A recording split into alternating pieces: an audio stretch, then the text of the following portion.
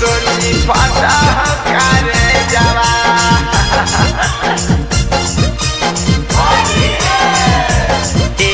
सोची फाटा करे जावा कैसे कटते होलिया गे जा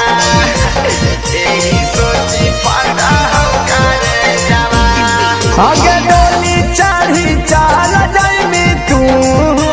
अपन ससुररिया गे जा डोली चढ़ी चाल जाइमी तू अपन ससुररिया गे जा एही सोची फाटा करे जावा कैसे कटते होलिया गे जा एही सोची फाटा करे जावा कैसे कटते होलिया गे जा सब के हुला गईते अपन मालावा के रंगवा ऐ तो तोरा दिया गे जा सब के हुला गईते अपन मालावा के रंगवा ऐ तो बारिया दिया गे जा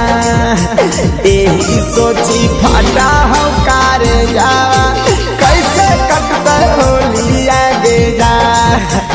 एही सोची फाटा करे जावा।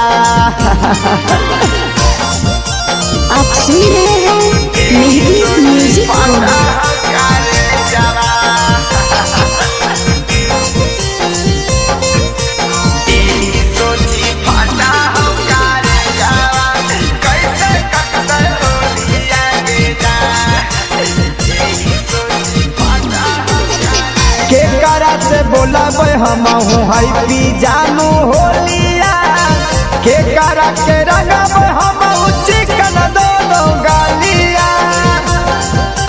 ए जान के करा से बोला हम जानू है पी होलिया के करा के रंगब हम चिकन दोनों गालिया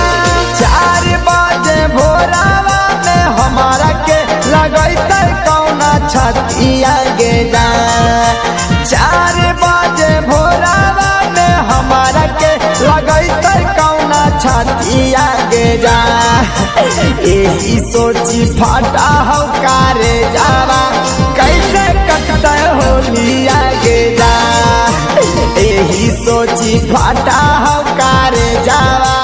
कैसे कटते होलिया गे जा सोची फाटा करे जावा